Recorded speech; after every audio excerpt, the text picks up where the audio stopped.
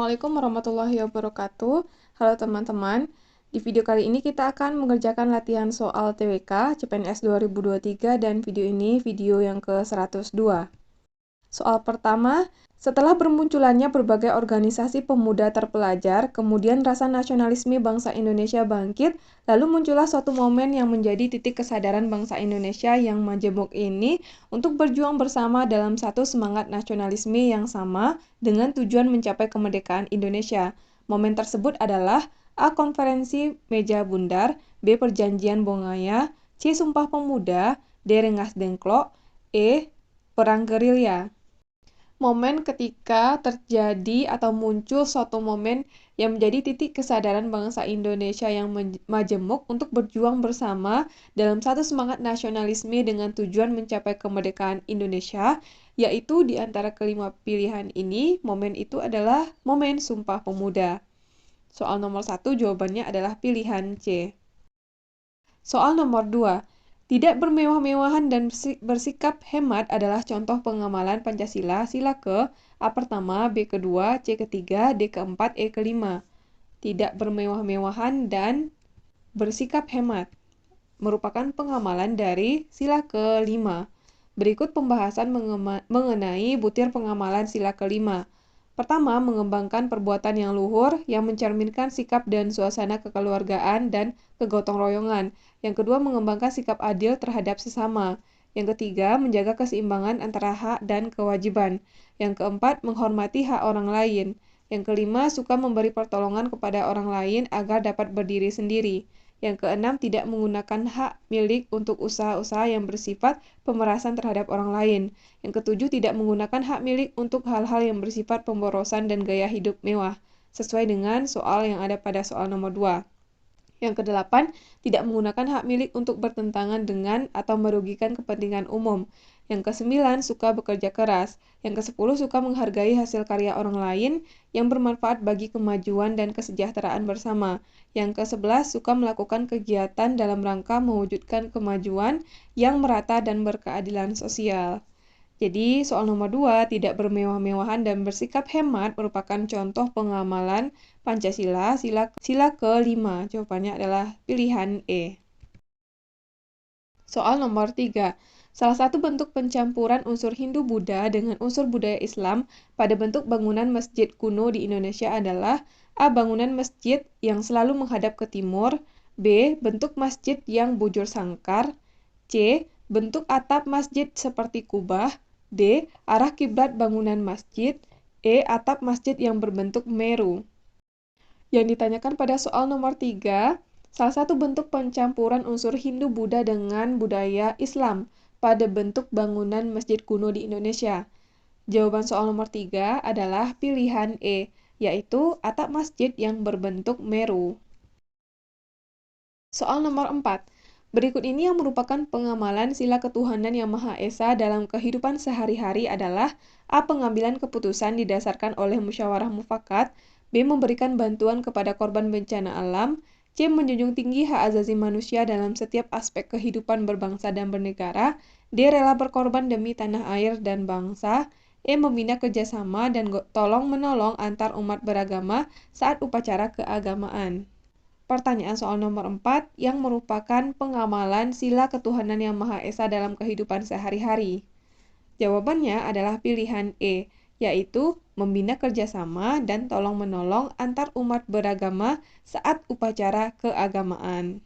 Sedangkan pilihan A, pengambilan keputusan didasarkan oleh musyawarah mufakat merupakan pengamalan dari sila keempat, yang pilihan B, memberikan bantuan kepada korban bencana alam merupakan pengamalan dari sila kedua, menjunjung tinggi hak asasi manusia dalam setiap aspek kehidupan berbangsa dan bernegara merupakan pengamalan dari sila kedua, dan rela berkorban demi tanah air dan bangsa merupakan pengamalan dari sila ketiga.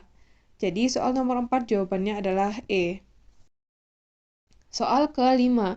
Peraturan daerah ditetapkan oleh kepala daerah dengan persetujuan A. DPR, B. DPRD, C. Gubernur, D. Presiden, E. KPUD.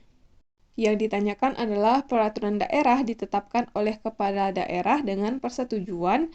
Jawabannya adalah dengan persetujuan DPRD atau Dewan Perwakilan Rakyat Daerah. Soal nomor 5 jawabannya adalah B. Soal nomor 6. Dalam hal pembentukan perundang-undangan, wewenang presiden antara lain sebagai berikut, kecuali A. Presiden berhak untuk mengajukan rancangan undang-undang kepada Dewan Perwakilan Rakyat.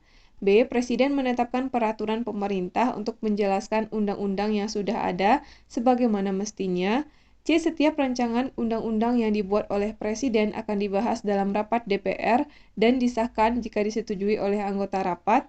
D. Presiden mengesahkan rancangan undang-undang yang telah dibahas dan disetujui bersama untuk menjadi undang-undang. E. Dalam hal ihwal kegentingan yang memaksa, Presiden berhak untuk menetapkan rancangan peraturan pemerintah pengganti undang-undang. Yang ditanyakan adalah yang bukan wewenang Presiden dalam pembentukan perundang-undangan. Di antara kelima pilihan, yang bukan merupakan wewenang Presiden dalam pembentukan perundang-undangan adalah pilihan C, yaitu setiap rancangan undang-undang yang dibuat oleh Presiden akan dibahas dalam rapat DPR dan disahkan jika disetujui oleh anggota rapat. Sedangkan pilihan A, B, D, dan E merupakan wewenang dari Presiden dalam pembentukan perundang-undangan. Soal nomor 7. Selain tugas Presiden sebagai kepala negara, tugas sebagai kepala pemerintahan, serta wewenang Presiden, masih terdapat peraturan di luar kekuasaan seorang Presiden yang tertuang dalam Undang-Undang Dasar 1945 Pasal 7C, yaitu A. Presiden tidak dapat memberhentikan DPR, B. Presiden dapat menyatakan keadaan bahaya, C. Presiden tidak dapat menentukan peraturan penggantian pemerintah tanpa DPR, D. Presiden dapat membuat perdamaian dan perjanjian dengan negara lain. E. Presiden tidak dapat mengajukan rancangan undang-undang. Yang ditanyakan adalah kekuasaan seorang presiden yang tertuang dalam Pasal 7C Undang-Undang Dasar 1945. Berikut bunyi dari Pasal 7C, yaitu Presiden tidak dapat membekukan dan atau membubarkan Dewan Perwakilan Rakyat. Jadi soal nomor 7, kekuasaan seorang presiden yang tertuang dalam Undang-Undang Dasar 1945 Pasal 7C adalah pilihan A, yaitu presiden tidak dapat memberhentikan DPR. Soal nomor 8.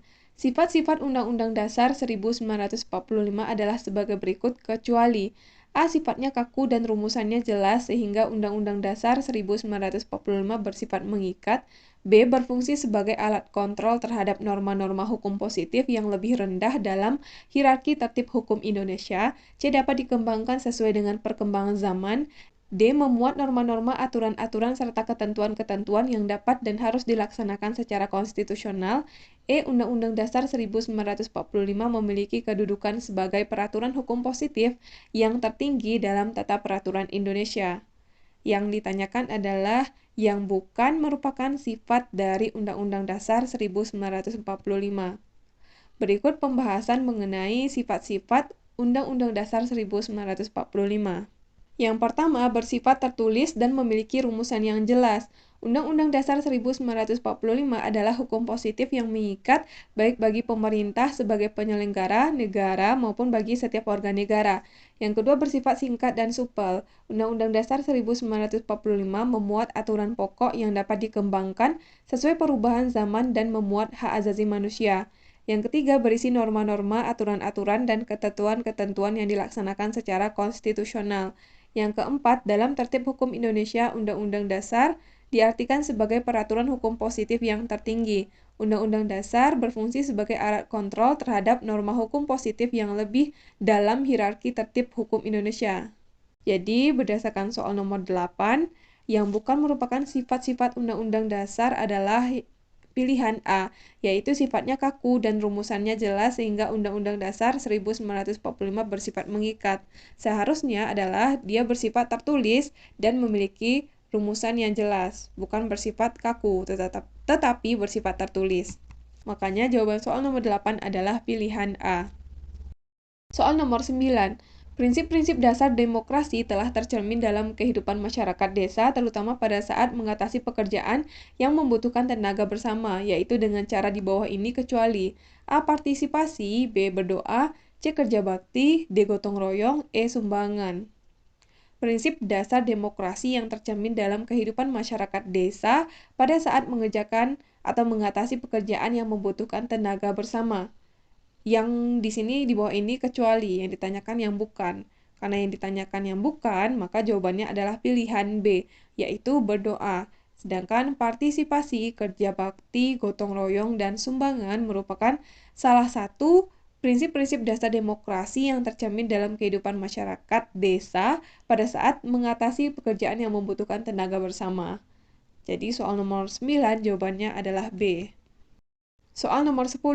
Penerapan atau implementasi wawasan Nusantara dalam kehidupan politik Indonesia dapat dilihat pada pilihan jawaban berikut ini, kecuali A. Mengembangkan kehidupan bangsa yang bersifat kedaerahan antara masyarakat yang berbeda dari segi budaya, status sosial, maupun daerah. B. Pelaksanaan kehidupan berbangsa dan bernegara harus sesuai dengan hukum yang berlaku di Indonesia tanpa pengecualian. C. Mengembangkan sikap HAM dan pluralisme dalam mempersatukan dan mempertahankan berbagai suku agama dan bahasa sehingga terciptanya dan menumbuhkan rasa toleransi. D. Meningkatkan peran Indonesia dalam dunia internasional dan memperkuat korps diplomatik dalam upaya penjagaan wilayah Indonesia, khususnya pulau terluar dan pulau kosong. Pelaksanaan politik diatur dalam Undang-Undang Partai Politik Pemilihan Umum, pemilihan presiden di mana pelaksanaannya sesuai hukum dan mementingkan persatuan bangsa. Di antara kelima pilihan ini, yang bukan penerapan atau implementasi wawasan Nusantara dalam kehidupan politik di Indonesia adalah pilihan A, yaitu mengembangkan kehidupan bangsa yang bersifat kedaerahan antara masyarakat yang berbeda dari segi budaya, status sosial, maupun daerah. Karena dengan kita mengembangkan sikap kehidupan berbangsa yang bersifat kedaerahan dapat memunculkan perpecahan di antara masyarakat berbangsa dan bernegara. Seharusnya kita lebih mengutamakan persatuan, bukan yang bersifat kedaerahan.